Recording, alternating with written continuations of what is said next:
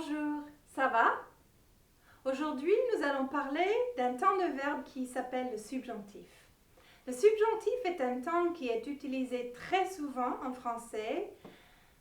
Pour les étrangers qui apprennent le français, c'est vraiment un temps qui marque quelqu'un qui sait bien parler français. C'est un temps qui, une fois que vous l'utilisez bien, donne une élégance et une fluidité à votre français, à l'oral comme à l'écrit.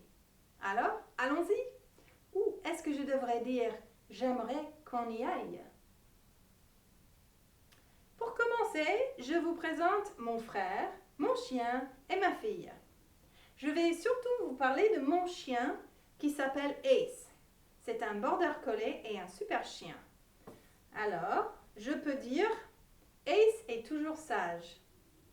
Vous ne me croyez pas, vous n'avez jamais rencontré un border collie alors. Maintenant, il y a une chose que Ace ne sait pas faire. Il ne sait pas chercher une bière dans le frigo. Mais un jour, il va apprendre à chercher une bière dans le frigo et me l'apporter. C'est mon objectif. Alors, ce sont des faits.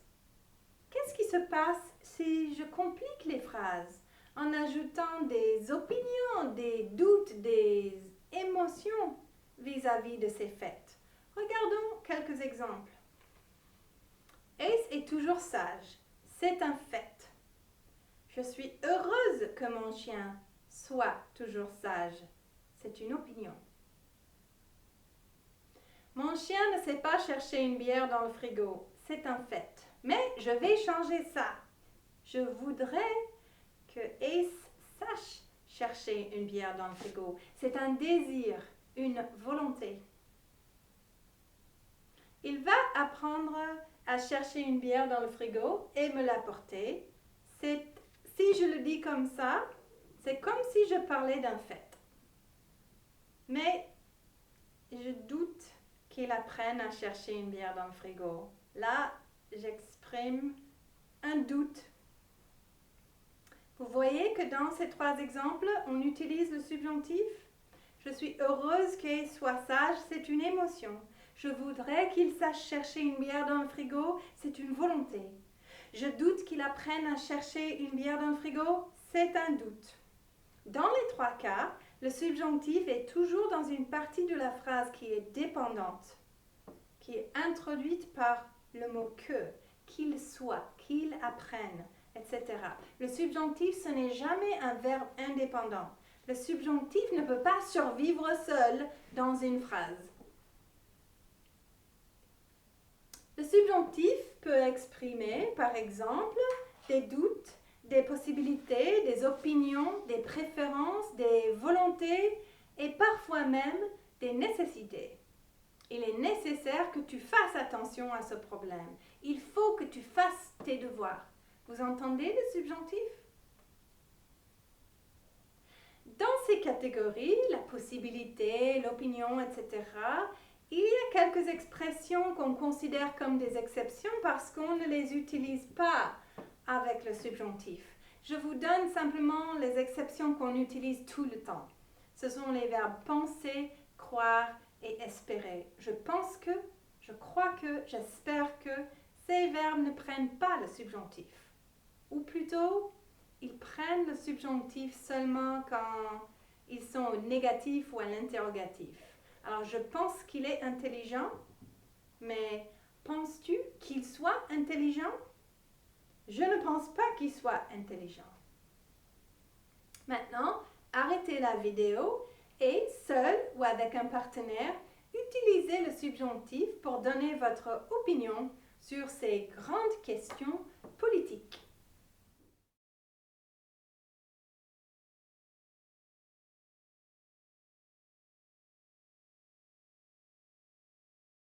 Il y a d'autres cas fréquents où on utilise le subjonctif. On l'utilise par exemple avec certaines conjonctions. Je donne des biscuits à Ace pour qu'il apprenne à me chercher une bière dans le frigo. Je vais continuer l'apprentissage jusqu'à ce qu'il soit capable d'ouvrir le frigo, de saisir la bière et de me l'apporter. Les conjonctions ici sont les conjonctions pour que et jusqu'à ce que. Je mets le subjonctif après pour que et après jusqu'à ce que. Voici d'autres conjonctions qui demandent le subjonctif après qu'on les utilise. On utilise le subjonctif aussi avec le superlatif. Vous vous rappelez ce que c'est que le superlatif? C'est quand on dit que quelque chose est le plus beau, le plus intelligent, le meilleur, etc. Souvent, c'est très subjectif. C'est le plus beau musée que je connaisse. C'est le seul homme qui puisse me comprendre. Quand c'est subjectif, on met le subjonctif. Parfois, on peut utiliser un superlatif pour indiquer un fait, quelque chose qui est objectif. C'est la première église qu'on a construite à Paris. C'est la plus grande raffinerie qui a été élevée jusqu'ici. C'est le seul homme qui a moins de 30 ans ici. Alors, quand c'est objectif, on ne met pas le subjonctif. Il y a deux autres contextes où on rencontre le subjonctif assez souvent. Le premier, c'est la phrase relative dont l'existence de l'objet est en doute. Je suis sûre que si je parle comme ça ne veut rien dire pour vous. Alors, regardez un exemple. J'ai une robe qui est élégante.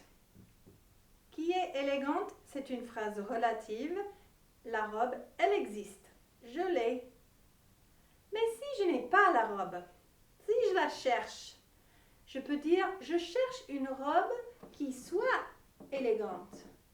Je ne sais pas si la robe existe. Je la cherche. Son existence est en doute. Vous voyez la différence? C'est le doute sur l'existence de cet objet qui demande le subjonctif. Regardons un autre exemple. J'ai une amie qui peut t'aider. Phrase relative, l'ami existe. Mais si je pose la question, as-tu une amie qui puisse m'aider? Est-ce que l'ami existe? Je ne sais pas. Alors, je pose la question avec le subjonctif. Je connais une île qui est agréable. L'île existe, n'est-ce pas?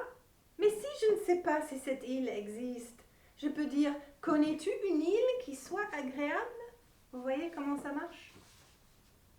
Il y a quelques étudiants qui peuvent faire cet exercice. Mais si ces étudiants n'existent pas, j'utilise le subjonctif aussi. Il n'y a pas d'étudiants qui puissent faire cet exercice. Le subjonctif indique carrément la non-existence de ces gens. Est-ce qu'il y a des étudiants qui puissent faire l'exercice? Mais si! Dernier petit contexte pour le subjonctif. Quoi que tu fasses, je serai toujours ton ami. Où que tu ailles, je te suivrai. Qui que tu admires, je t'encouragerai. Si méchant que tu sois avec moi, je t'aimerai. Ce sont des petites expressions qui veulent dire whoever, whatever, whenever. Et ces expressions demandent le subjonctif. Il y a une chanson que vous pouvez acheter en ligne pour vous rappeler cette règle. C'est une chanson qui s'intitule Pas toi de Jean-Jacques Goldman et qui a été reprise par Mel Groove. Quoi que tu fasses, où que tu sois, rien ne t'efface, je pense à toi. Pour moi, c'est une chanson qui reste à l'oreille et qui m'aide toujours à me rappeler quoi que tu fasses, que quoi que prend le subjonctif. Voici une petite récapitulation des 4 contextes du subjonctif qu'on vient de voir.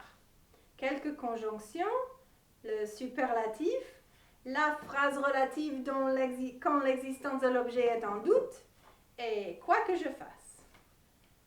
Bon courage!